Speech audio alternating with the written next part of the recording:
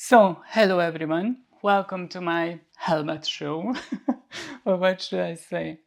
So why I make this video? Because I made a review video about my Nishua carbon helmet. Many of you ask me about what's the difference between the ADX helmet, this one, and the Nishua one. This time I will show you all my three helmets currently I use and tell you the difference and tell you why I have three different helmets.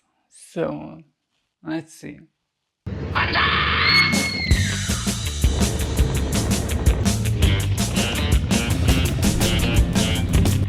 First of all, why I have these three helmets and not only one? Because I have a Tenere 700 Yamaha, that's why. And why is this? Because this bike is super awesome.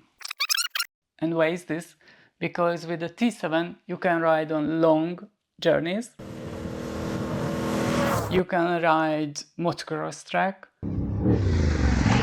And you can ride, well, actually any kind of riding you prefer. Maybe except trail, but if you watch tires, Paul tires, you can see it's possible to add some grade.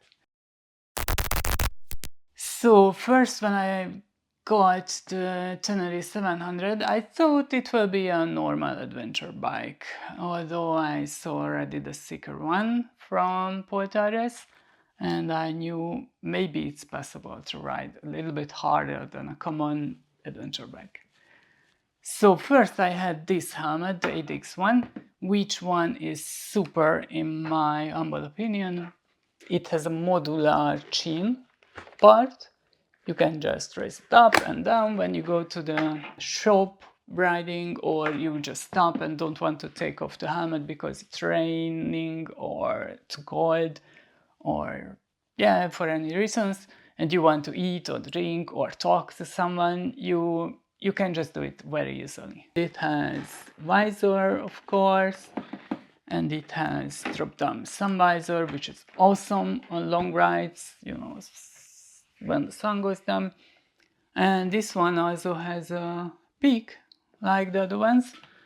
I just removed for the reason I use this helmet right now. But I will talk to you about that later. As you can see in this helmet, I have also Sena communication system. There was one very big problem with this helmet. T7 unfortunately produces via the windshield and the high-speed wind a very dense and fast vibration directly into my brain. So I was shaken and not stirred until I finished my journey, and it caused me a rather big headache. So I just decided to find something else. And I removed the peak from this time to time when I was riding fast, and back on the off-road I put back the peak. If you put a coin or something in it, it's really easy, comes off and put back. But you know, then you need a coin, then you try it removing with your numb fingers when it's cold, and it just falls into the grass. You cannot find. So, you know, if you ever try this. And this helmet has a wobbly peak, which is really noisy when you ride fast, but it doesn't shake your head. So if you use air plugs, it's much more pleasant to ride high speed as in this helmet, at least for my brain and head shakes. So first I had this helmet, and I thought it's a very good idea to ride in this on motocross tracks. Yeah, back on those days, this was still the peak on, and yeah, I was riding a motocross track. It was autumn, yeah, it was autumn, and yeah, it was very comfortable. It was very good to ride in it. But when the summer came next year, oh my god, that heat that is generated while riding on a motocross track and wearing this helmet with a very little ventilation available across this very small hole on the top, and yeah, here also a little bit not so windy, so should I say? Yeah, it was not enough. So I decided I will get a motocross helmet for the motocross tracks only. I was looking for a motocross helmet which is very well ventilated, it's not too expensive and not too heavy. And not too, yeah, that was all. So I found this Just-1 helmet, which is very light. It is a composite shell, I think, something, not really carbon fiber like this one, but it's really light. So I think they are about the same weight.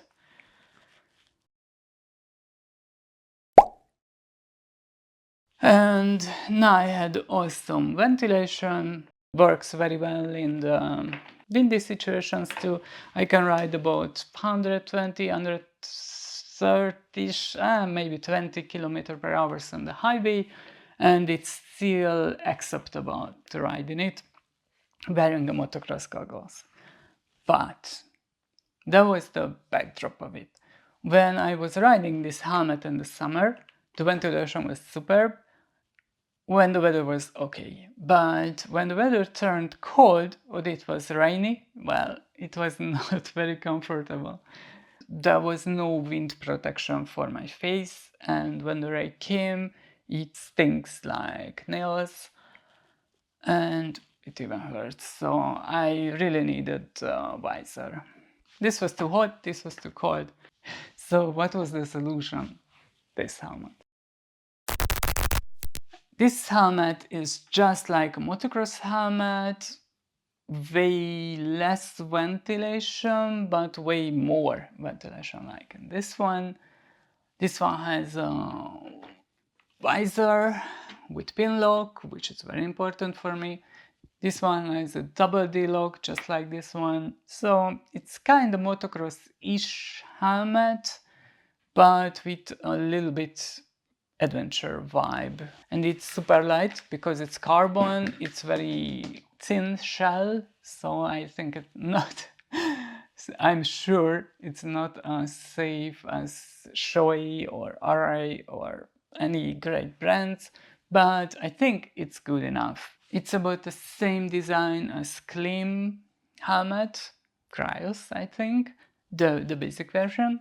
So this was my choice. So which one is more comfortable?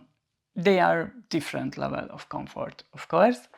This is very good in most of the situations, but it's super heavy. 1,700 grams or something like this.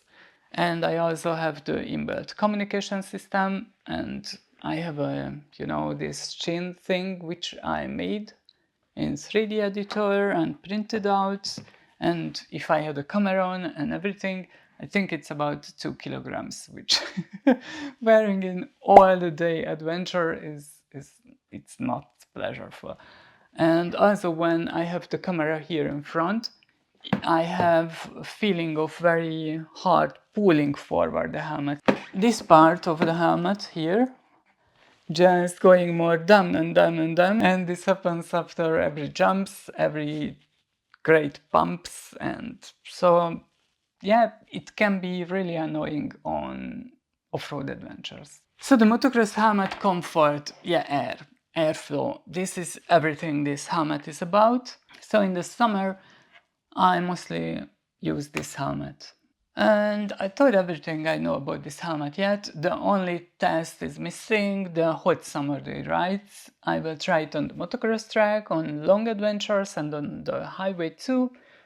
And I will make an addition video about this, how it works in very hot and summer weather.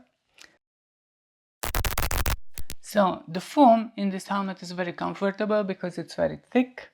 But not that sticky feeling, when you cannot feel the air flowing. It's very well made, in my opinion, and yeah, it's comfortable.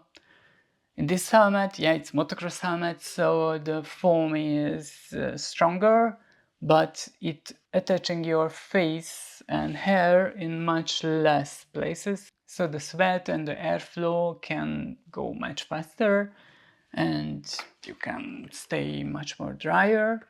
In this helmet, yeah, the foam, I don't like the foam in it. It's too slippery a little bit, and I just feel it doesn't hold my head very nicely.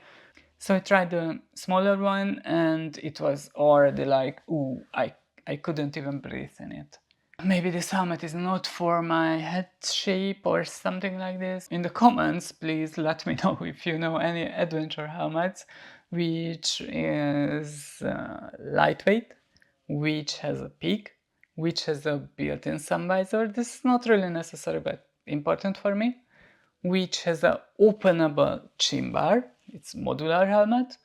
It has double D lock and it fits for oval shaped head with a big forehead.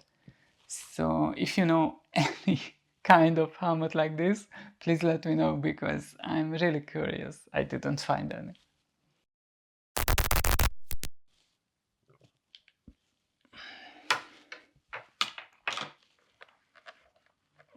My glasses go in, yeah, pretty easily, and I can ride like this.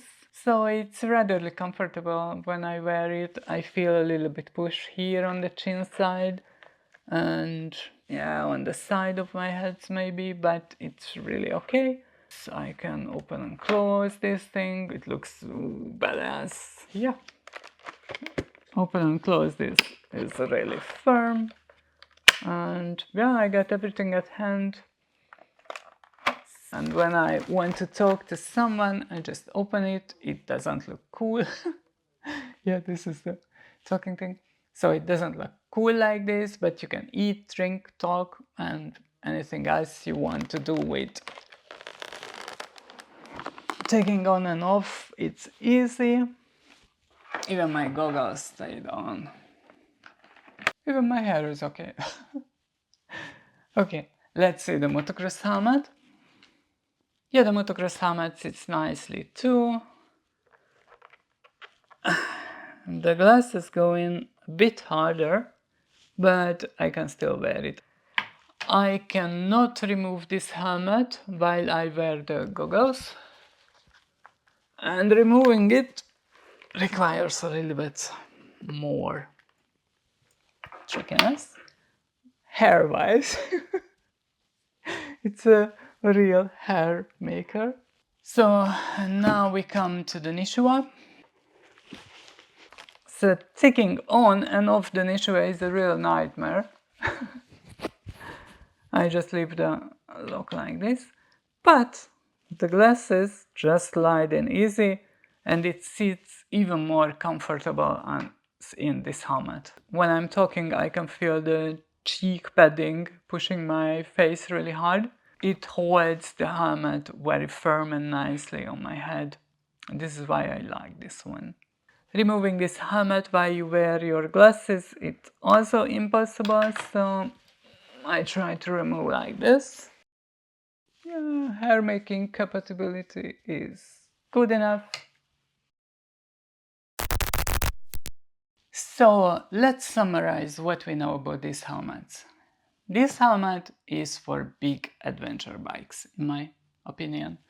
If you have GS, if you have Tiger, if you have Super Tonnerre or something about this side, you want to ride off-road, but you don't want to ride off-road with a huge sweat, enduro-like style, this is the best helmet of these three for you. On the motocross tracks, there is no question, all the time I wear this, except when it's cold, so then I wear this one. But other than that, summertime on a shorter ride, I wear this one because it is acceptable on shorter highway rides like 60 up to 100 kilometers. The wind is really noisy, but I use air plugs and then it's acceptable.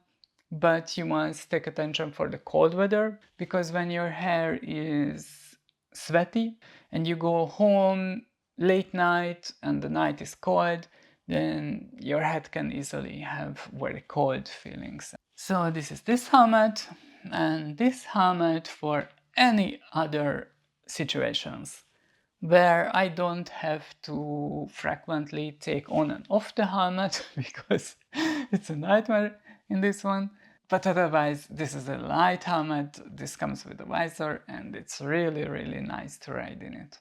And I got this helmet, and this helmet, and this helmet, because I have the Tenere 700, which can be ridden on motocross tracks, on enduro tracks, and even pretty high speed on the highways.